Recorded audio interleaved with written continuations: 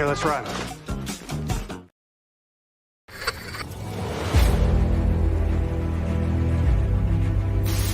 Your mission, should you choose to accept it.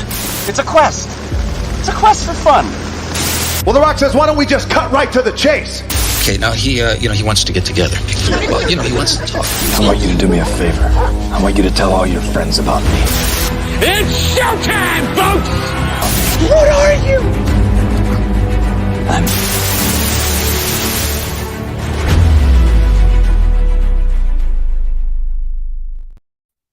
Greetings and salutations. Welcome to And I Quote, the weekly show where we introduce you to content creators of all shapes and sizes that join us from many and all corners of the nerd universe. We find out more about them by taking your questions.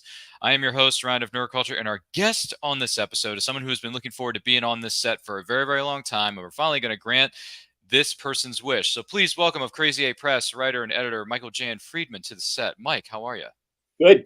Thank you. Thanks for having me. Yeah, we are very thankful that you're with us. Now, if you have any questions for Michael Jan Friedman as we go throughout the course of this episode, let us know in the comments. Let us know in the chat. Our producers are going to be keeping an eye on it as we go throughout the course of the show. And don't forget to like and share this episode with all of your closest friends. With that out of the way, Mike, what would you say were some of your favorite books and or writers growing up? Well, I loved Ray Bradbury. I loved Poul Anderson. That's Poul for those who don't know him. Edgar Rice Burroughs, Roger Zelazny. So some of these most people will have heard of. Some of them, just science fiction fans. But these were some of my favorite writers. Alrighty. And when did you decide that you wanted to become a writer yourself? Well, I wanted to become a writer when I was 6.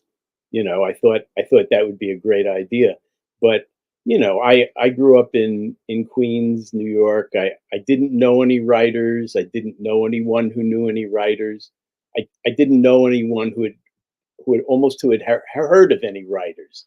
My father read a lot. My mother was very encouraging, when it came to reading comics and so on. But writers were mythical creatures as far as I could tell. And then Isaac Asimov came to speak at my college. And I asked him, I said, are you a full-time writer? And he said, yes, I am. And I thought that was amazing. What a great thing to aspire to. Not that I would ever possibly become one, but I thought, that's great. And I'm going to try. I'm going to write a book, and I'm going to, and if I can get it published, I can die happy. I said that many, many times in college. I just want to write a book. I can die happy. And what happened is there was a guy I knew in college, and his family had a literary agency. And I had a humor column a weekly humor column that I wrote for the school paper. And he enjoyed that column. And he said, Mike, when you write your novel, you come to me, because by then I'll be working for my family in the literary agency. And I did. And I guess about 3 years out of college, I came to him and I said, here it is. And he went, you did it? You actually did it? Wow. And he goes, I didn't think you were going to do it. So I brought him the manuscript, and he said, Mike, he goes, this could be the next great science fiction classic, or it could be a pile of horse manure. I have no idea. I don't read this stuff. But let me direct you to someone who does. And so I went to this other literary agency, and I was just a babe in the woods. And I called them. I said, I'm a new writer. I have this manuscript. They said, well, we're not looking for any new writers right now. And, you got to be a little pushy, especially in New York publishing. So I said, don't you want the next Stephen King? And they said, well, actually, we're very happy with the current Stephen King. So this is Stephen King's agent, not that I knew going in. And I said, help me out here. Send me to someone who's looking for a new writer. and they did. They sent me to an agency that was, and I got hooked up with an agent, and she said, "I want you to write a little more, another 40 pages or so," which I did. The very first publisher she sent it to was Warner Publishing. They were coming out with a new imprint called Questar, and a couple of weeks later, I got a call. They bought your book. So that was how it all got started, and I think it wasn't until then that I thought it was even realistic to become a writer. Oh my goodness. Goodness gracious, man, amazing stuff. Thank you for sharing that with us. Now, for a time, and I've shown that you actually signed one of the books that I shared with you at a convention at one point. At one point, you were writing some of the Justice League books for DC. What was that experience like? That was great. That was great. The editor was Charlie Kochman, who's to this day a good friend of mine, and it was fun because the Justice League animated show was fun, and so writing stories for it was a lot of fun. Of course, I knew all these characters, having grown up with them, and it was a kick. It was really a kick. I mean, I've worked in a lot of licensed universes, and pretty much all of them were tons of fun because I knew the characters and I loved the characters, and one of my favorite characters, DC characters, was the Martian Manhunter. So one of the books was about him, and another one of my favorite characters was Green Lantern. So another book was about him, and it was about as much fun as you can have without breaking the law. There you go. There you go. Do you think we'll ever get a well put together, well performed live action version of Martian Manhunter or Green Lantern? Because they've tried and failed numerous times. Oh yeah, I think eventually it's I think one of the problems with DC characters is most of them are not high concept characters. I mean, take the Flash. The Flash, the original Barry Allen, no, I shouldn't say original, but the Barry Allen Flash, the one I grew up with, was a guy who was always late, and he was exposed to a combination of energy and chemicals, and wound up being a guy who was very fast. Not exactly a stirring high concept. Compare that to, say, Batman, who was high concept. His parents were killed in front of him, and he vowed, never to let that happen to anyone else again. That's pretty high concept, but and there's some drama in there. Spider-Man, the same thing. Iron Man, Doctor Strange. Most of them Marvel characters. So when you produce a movie or a TV show about the Martian Manhunter or Green Lantern, you have to come up with the high concept. It's not sitting there waiting for you. Even though these are intriguing characters by virtue of their powers, for instance, you have to kind of construct the high concept.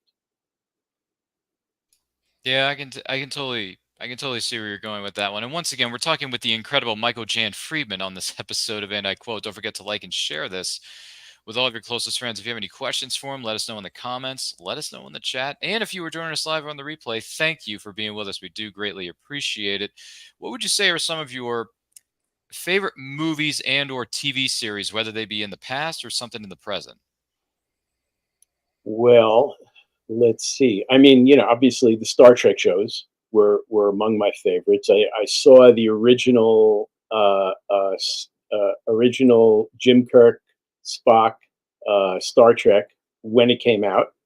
I was bowled over by that. It was as I've described it since, to pull a quote out of Great Gatsby.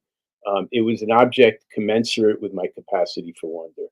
I thought if I could have made a TV show, that would have been it. And of course, I didn't know it until I saw it, but that was one of my favorites. I think, I used to love The Man from Uncle, The Wild Wild West, a lot of the action adventure series in that era.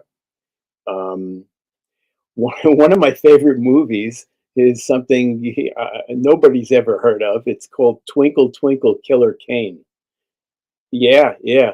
It's with Stacy Keach and a few other actors that are even more obscure, and it was a great movie. So definitely, when you get a chance, you should go see that. But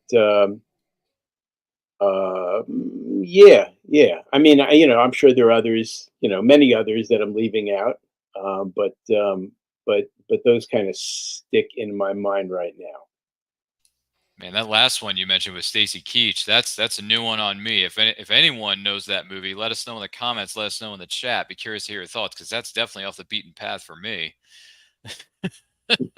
But you learn something new every day. That's one of the beauties of doing these shows and podcasts and sharing them with you who may be watching or listening to this. What would you say are some of the biggest rewards about being a writer? The biggest reward of being a writer is being a writer. I mean,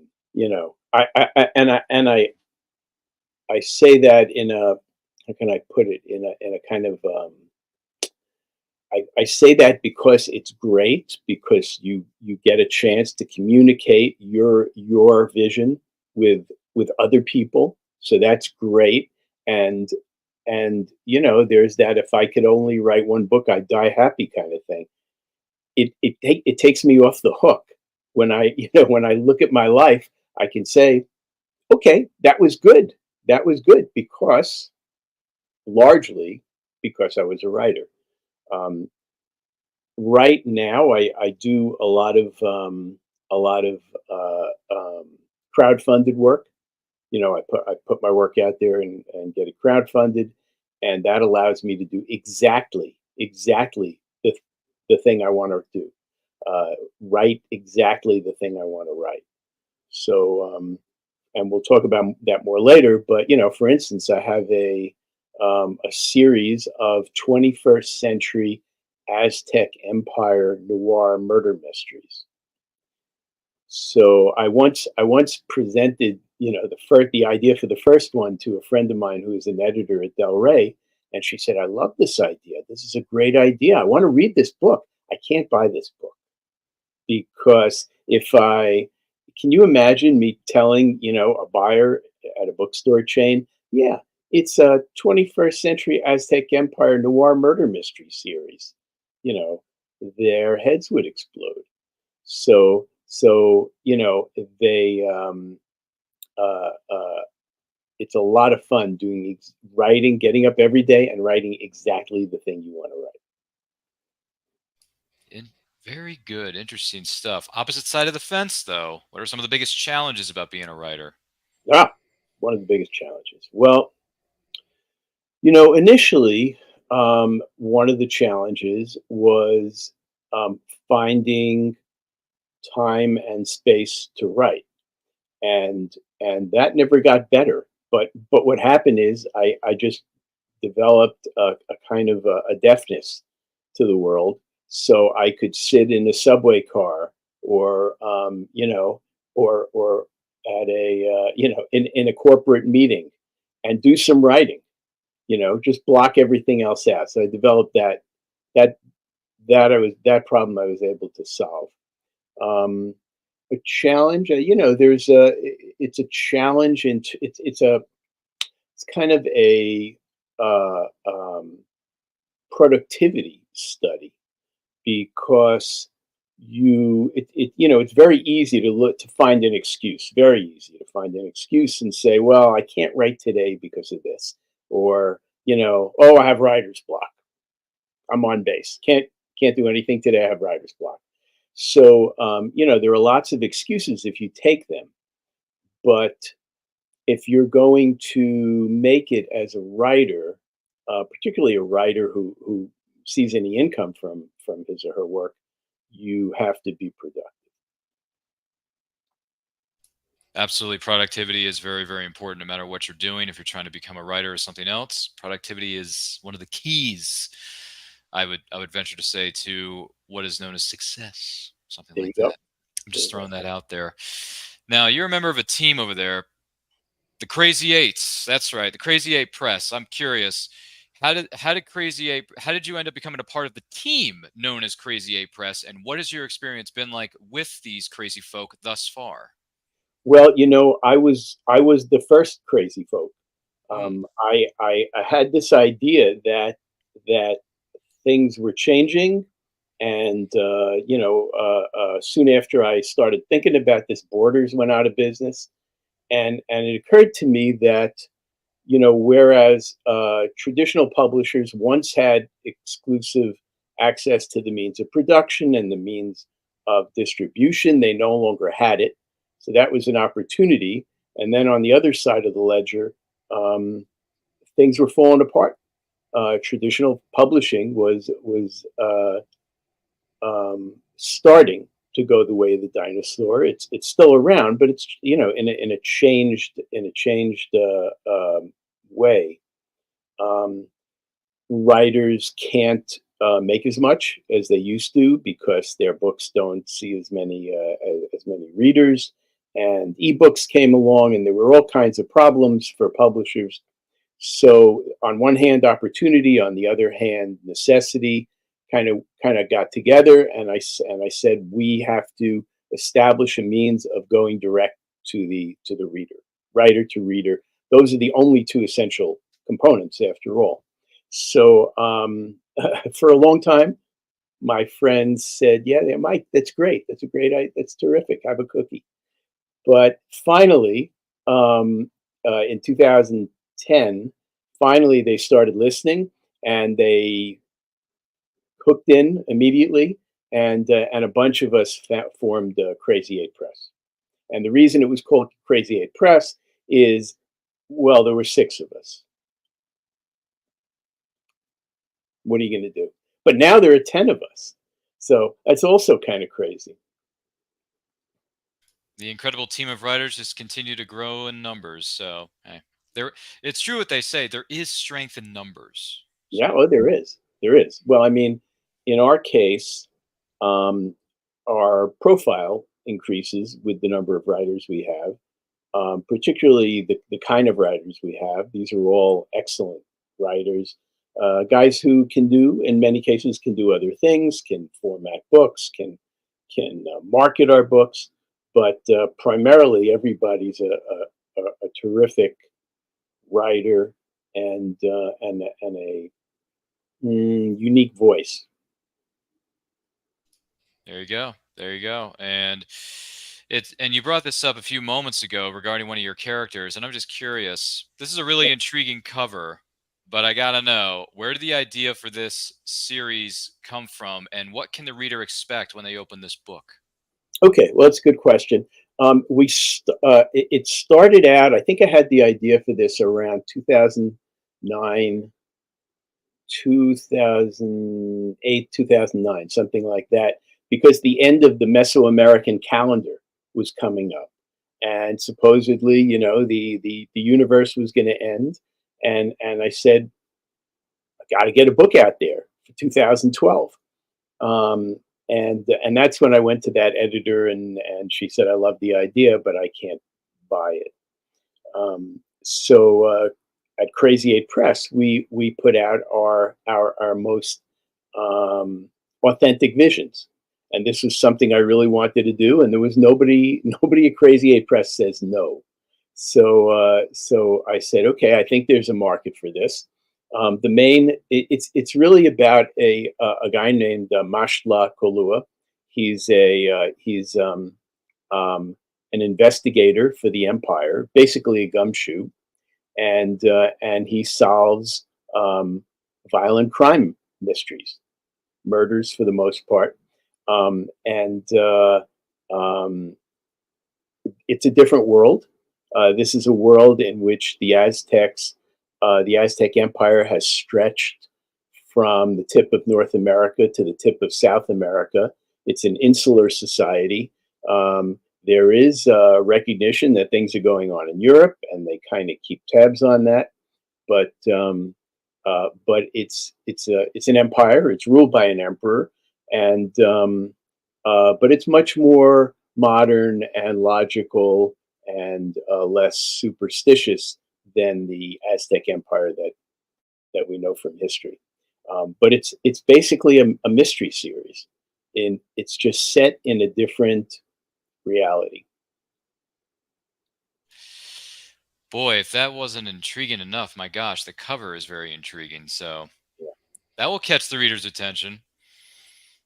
And it sounds really good. It sounds like a really good series. And what else is good is that this is a really solid episode of And I Quote that you are watching or listening to right now with our special guest, Michael Jan Friedman of Crazy 8 Press. If you have any questions for him, let us know in the comments. Let us know in the chat. Whether you are joining this live or on the replay, thank you for being with us. And do not forget to like and share this with all of your closest friends. Just going to throw that out there. Hello.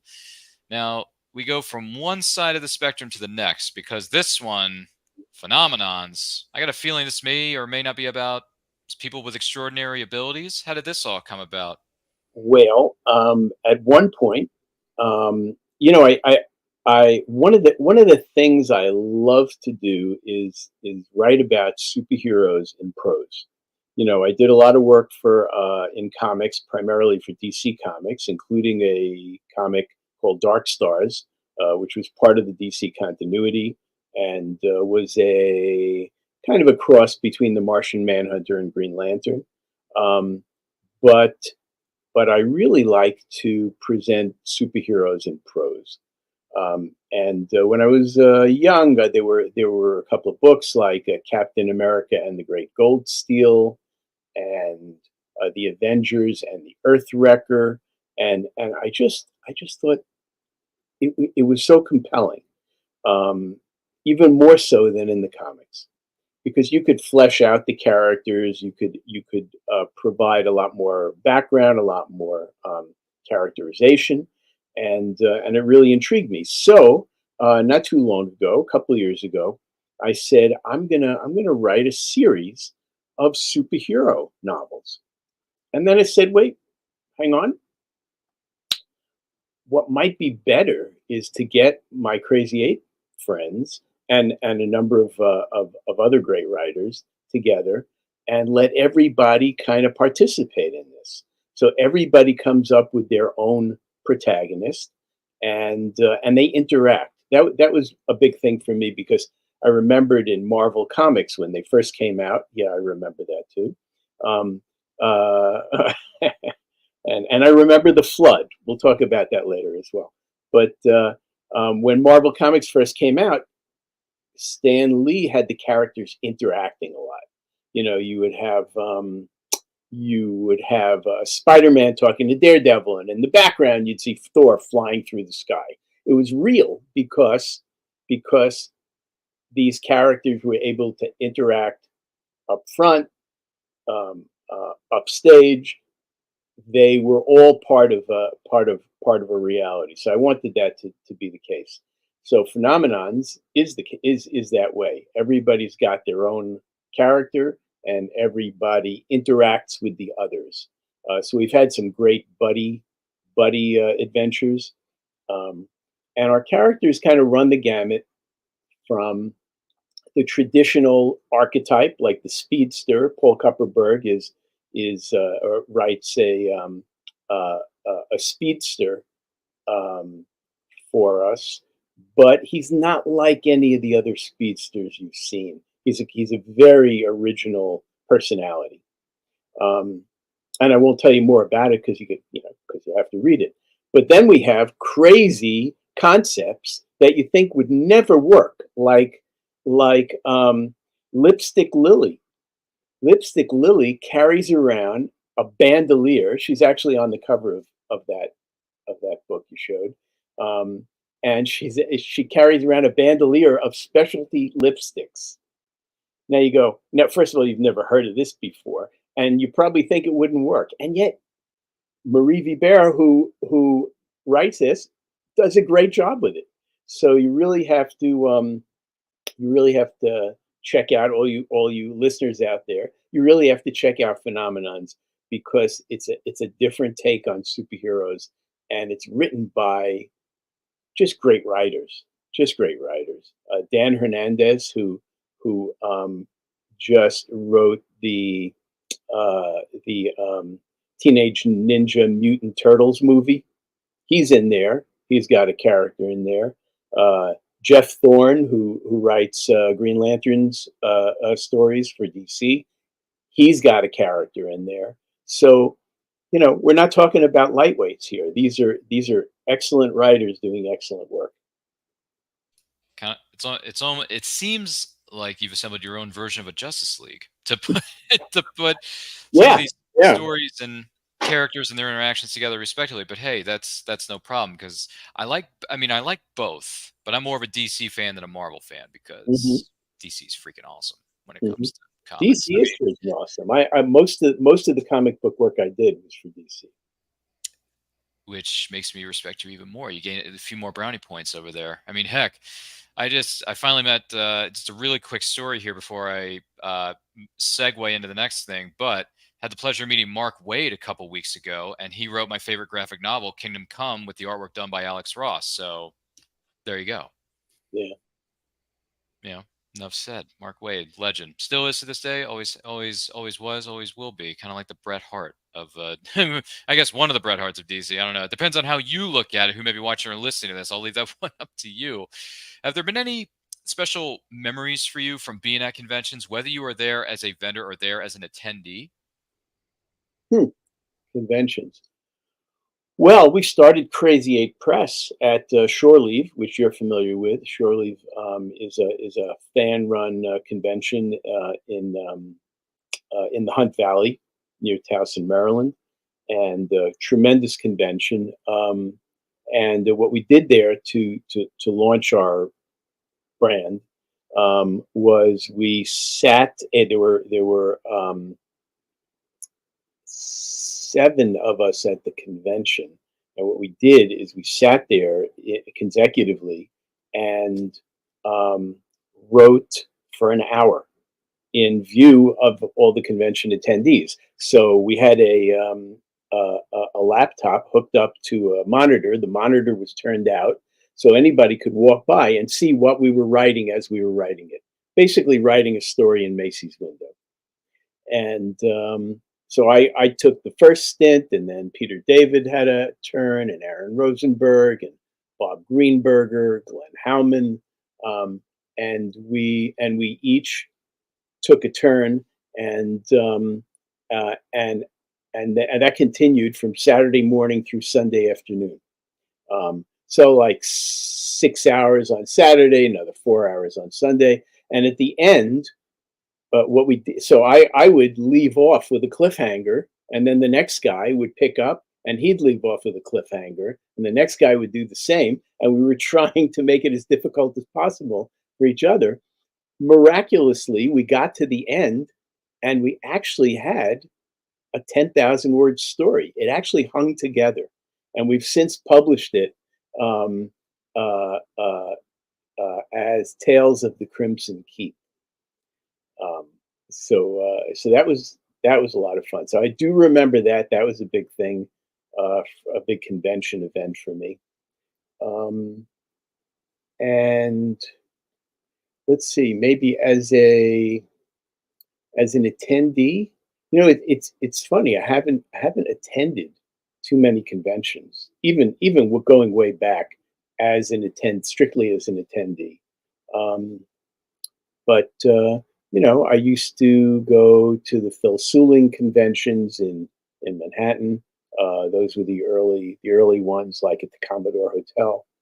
And I think one of the San Diego Comic Cons was memorable because Peter and Bob Greenberger and I were working on the Bible for After Earth, which was a movie that Will Smith produced, and starring him and his son Jaden. And So we were kind of his guests at the convention. That was nice, and that was fun. Um, and we had written a comic to support the brand. So that was distributed there, and we signed that. That was a lot of fun. Oh my goodness! After Earth and the Will Smith production that he and his son were in. My goodness gracious! So they're one of the big stars in Hollywood. Whew. Oh yeah, not too much, none too much bigger. Yeah. Yeah. None too much bigger than the Fresh Prince of Bel-Air himself. Now, what is fresh is this incredible episode of And I Quote with our guest, Michael Jan Friedman. Don't forget to like and share this episode with all of your closest friends. If you have any questions for Michael, let us know in the comments. Let us know in the chat. Be more than happy to take those as they come in respectively during the live portion of this show. What advice would you give to someone who wants to be a writer? The first thing I would say is finish what you start. You get, I mentioned writer's block earlier. You get a lot of young writers um, uh, who write 50 pages and do a pretty good job, and then say, I don't know what to do now. I've got writer's block. No, you don't really have writer's block. Don't mystify it. Don't mysticize it. What you have is a story, and you didn't really know where it was going. So I would say to any aspiring writer, first of all, outline. You have to outline. Now you may decide at some point to stop outlining, to diverge from the outline, but you have to have it. You have to know how your story begins, where it goes, and where it ends. If you become an experienced writer, maybe you can leave out some part of that process. But to start with, you really need the outline. The other thing, as I said, is to finish what you start. You don't really know how good your premise was until you finish it. Sometimes you get to the end, and this has happened to me, you get to the end and you go, this book is not about what I thought it was about. I have to go back and change the beginning to fit the end, because the end and the beginning have to work together like bookends. So outline and finish what you start. The other thing I would say is apprentice yourself. Now, if we were aspiring blacksmiths, we would find an experienced blacksmith and apprentice ourselves. We would say, we'll work for free or pretty close. We just want to learn the tools of the trade. And there's no reason you can't do that in writing as well. Now, if you call a writer, a working writer, and you say, I'd like to shadow you. I'd like to sit there while you write. They'll tell you to go away. But you can apprentice yourself to the style and subject matter of your favorite writer. Say, like as I did actually with Roger Zelazny, one of the writers I mentioned earlier, a Hugo winner, by the way.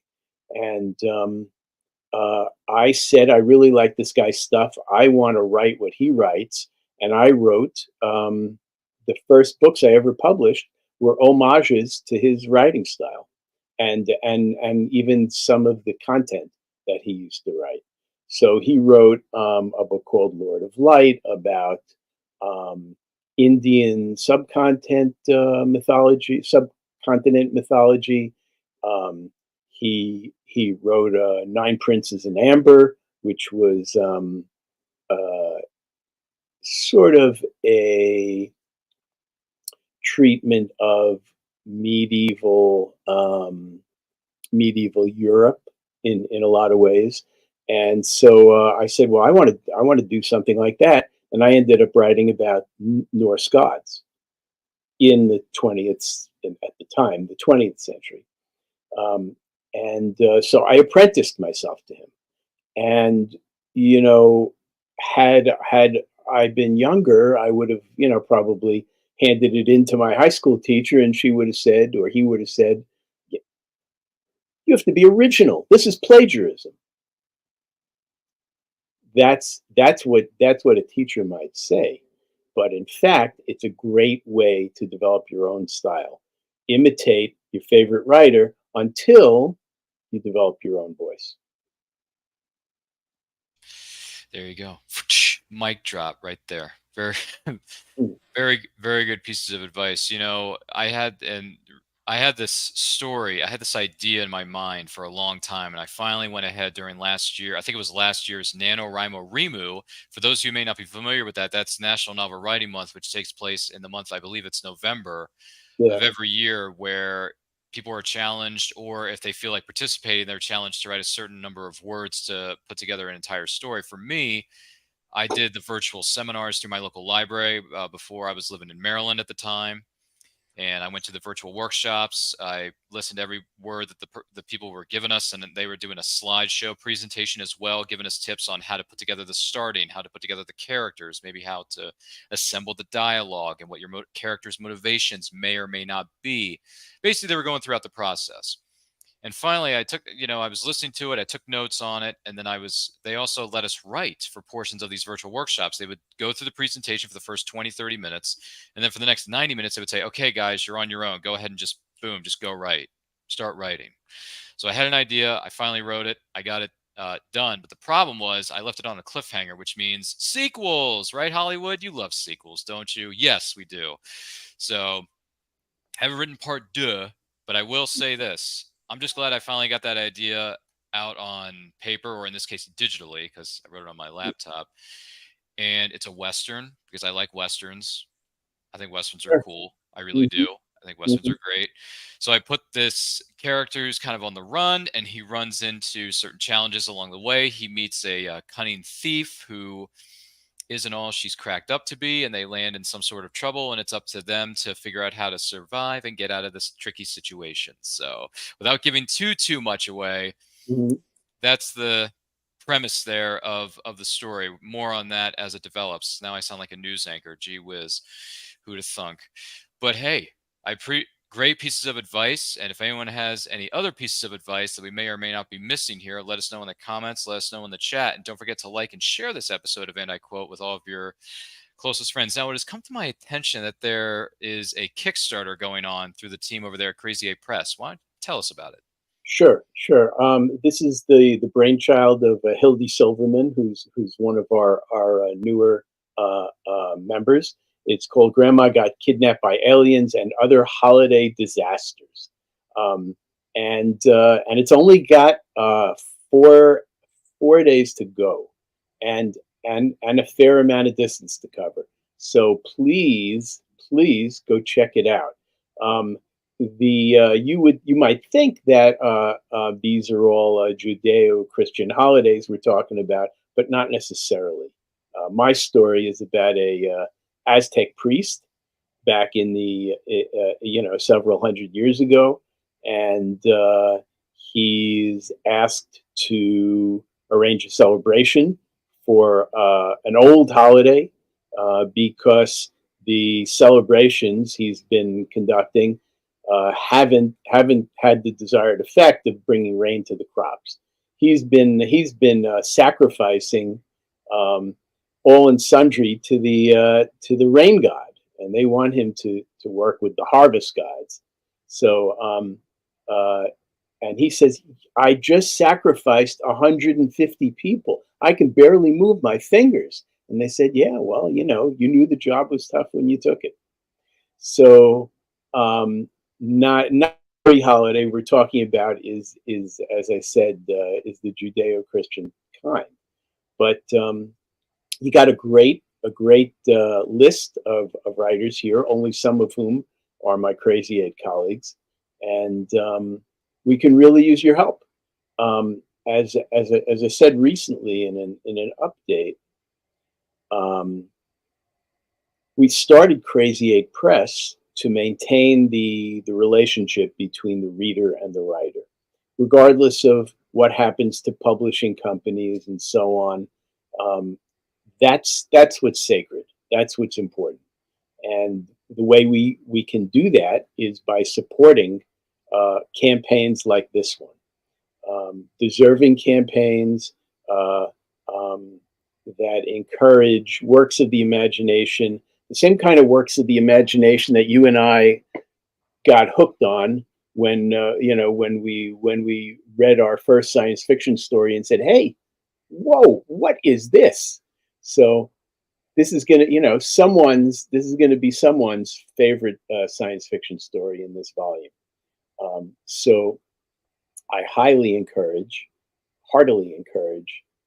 everybody to go check it out. You go to Kickstarter, you can look up Hildy Silverman, or you can look up Grandma Got Kidnapped by Aliens. Which is a very unique title and definitely something that would stand out like a sore thumb.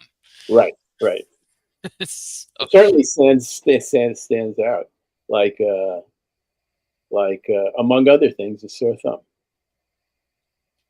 There you go. And we've taken the liberty. The link for this Kickstarter is located within the description of this video's comments section. So definitely check out the link there. It is on our YouTube. It is on our Twitch feed. And I believe it may be on our Twitter. And if it's not, it's on our other social media channels. So definitely check it out. Support these guys. They're a great team of writers. I've had the pleasure of meeting and talking with a lot of them at Shore Leave over the years and Farpoint, respectively. Great people. And you can tell that they have passion for what they do, and you could just tell. So hey, indie supports indie, so if you can contribute in any way you can, that's great. And if not, just sharing the Kickstarter on your social media goes a very long way. So Absolutely.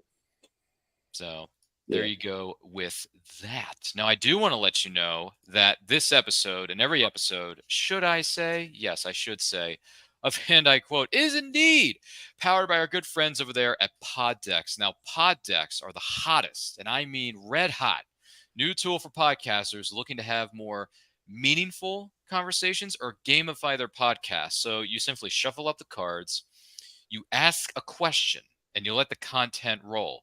Get yours today at poddex.com. Use that code Ryan10, that's RYAN10 for 10% off your order. Poddex wants to know which band or artist, dead or alive, would play at your funeral, Mike. That would be Leonard Cohen. Leonard Cohen. I've been a Leonard Cohen fan for, I don't know, 45 years probably, long before he became famous with Hallelujah. Yeah, it would definitely be him. He not the most mellifluous voice, but some of the most incredible lyrics you could ever imagine. Right. There you go. There you go. Now, who would play you in a motion picture? Who would play me? Oh, that's a good question. Wow. Who would play me? Boy, that's a great question. I'll tell you one thing. When I was younger, my mom used to keep a Cat Stevens songbook open on the piano. Not that I played the piano; my sisters did. But she used to keep a Cat Stevens songbook open there because he was a dead ringer for me. That was me back then. But it's no longer me. It's no longer him. Who would play me? Let me think. How about?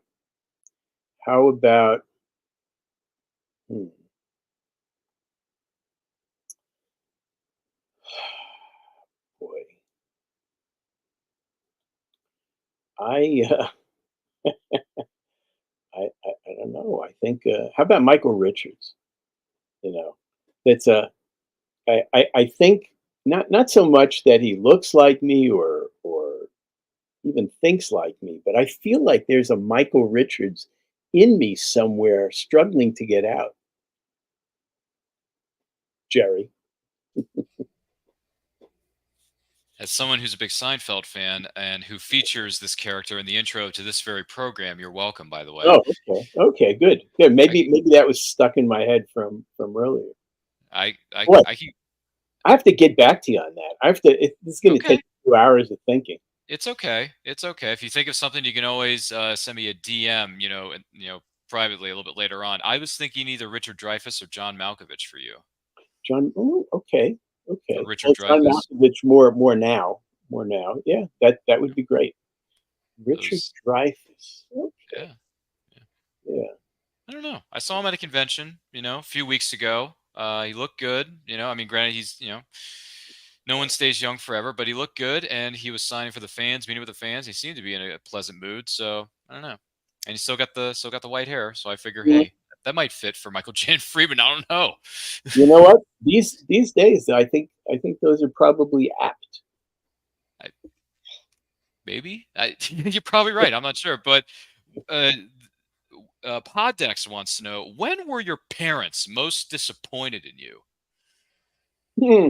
Ah, when were they most disappointed in me? I have to tell you, one of the things, and I tell my kids this all the time. My parents were very, very supportive. Even when I told them, no, I didn't want to be a doctor, I wanted to be a writer, they were not disappointed. Trying to were they disappointed in me? I don't think they've ever. They're very supportive. I don't think they've ever been disappointed. I think I would say very often they've been dismayed. I like my mother has this expression: "You can't have every experience." And I used to do stuff, man, that you would think I was crazy.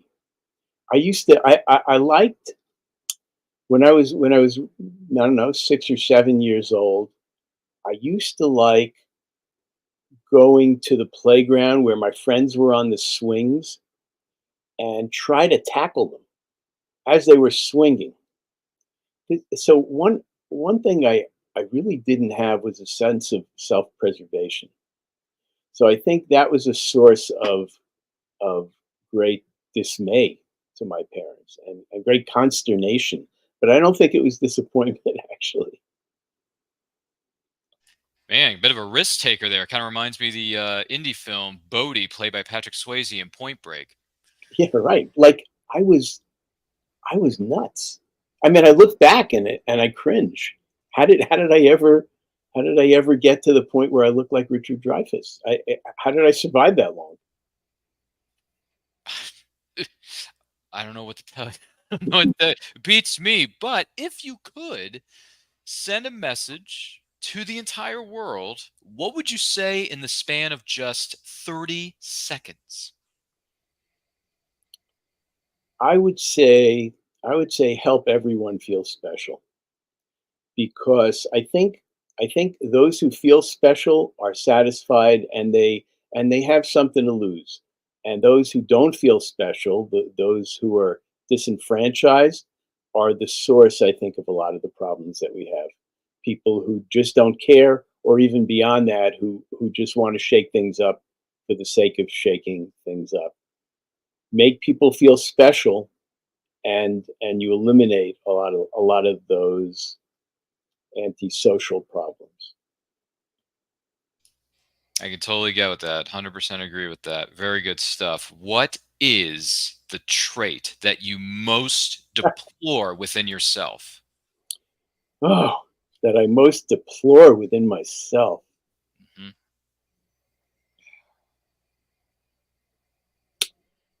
Um, I think that I let other people's judgments get to me.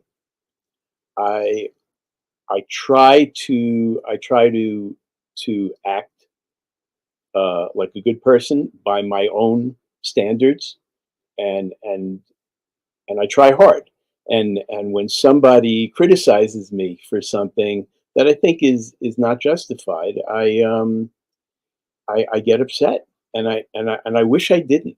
I wish I could just stay the course and ignore the naysayers. All right.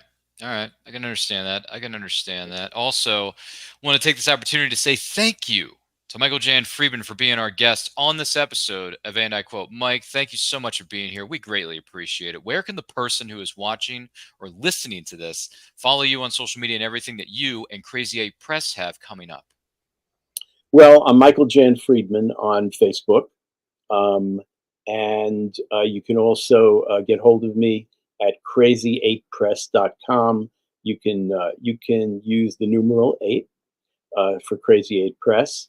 So I'll respond there and also on Facebook. There, I was on other social media platforms, but I am no longer. Okay, understandable. Sometimes social media channels aren't for everybody, so it happens. Well, once again, thank you for being with us, and please stick around. I will be talking to you in just a moment. My name is Ryan of Nerd Culture. Follow me on Twitter and Instagram at RyanRPM5. Make sure you're following us across all platforms of social media. Links to where you can follow Michael Jan Friedman and myself are located within the description of this episode. Whether you are watching this or if you're listening to this on the audio feed of this podcast, all the links are located within the description below, so make sure you check those out. Follow the incredible team over there at Crazy 8 Press and everything that we have coming up. We got lots of great things on the way. We got incredible merchandise. We got hats. We got shirts. We got coffee mugs. We got tumblers, all kinds of stuff. All those links are located within the description below and on our social media. Also, we're this close to hitting 1,000 subscribers. Once we do, we're going to throw a great big live stream celebration that's going to have returning guests, some surprise guests, some special giveaways for you, our incredible subscribers / fans. So definitely tell your friends, because they're going to tell their friends and they tell their friends, and so on and so on and so on. You know how these things go. A lot of great things coming away very soon. Movie Anniversary watch-alongs. We got Ahsoka's coming up very soon, so we're going to be doing an Ahsoka's weekly mission review show coming up in a few weeks. That's going to be dropping on Thursday, August the 24th at 8 p.m. Eastern Time. That's right. Great time to be a Star Wars fan. But then again, every time is a good time to be a Star Wars fan. Any time is. Come on. The Force is strong with this show, and the Force is strong with you. So don't forget, like, comment, share, subscribe, ring that notification bell so you get notified of when our new videos go up and when they go live, because trust me when I tell you, we got a lot of great things coming your way very soon. There is going to be something for you and your friends and your family and everyone else for that matter. And in the meantime, stay healthy, stay strong, stay safe. Remember, indie supports indie, and life is better when reading. Take a look. Famous Faces and Funnies in Melbourne, Florida is leading the way in pop culture fun. From comic books and graphic novels to Funko Pops and collector's items, Famous Faces and Funnies has it all. Rick Shea and the professional team at Famous Faces and Funnies are friendly and knowledgeable. Whether you're looking for toys, props, collector treasures, or a new comic book, Famous Faces and Funnies is your one-stop shop. To find Famous Faces and Funnies on Facebook and Twitter, just type at FFF Comics.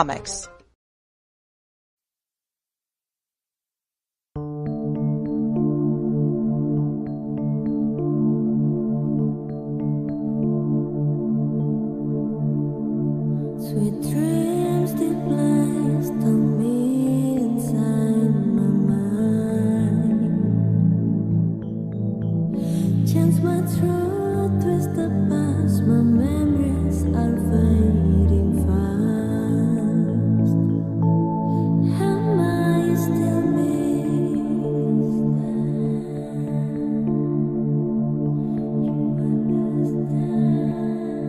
Who do you want me to be?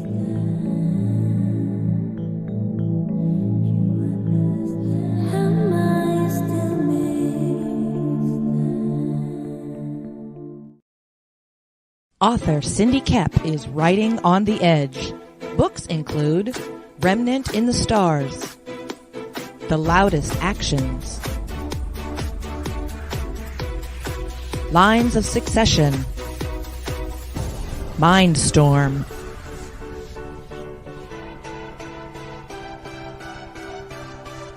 Condemned Courier, the Yerushalayim series,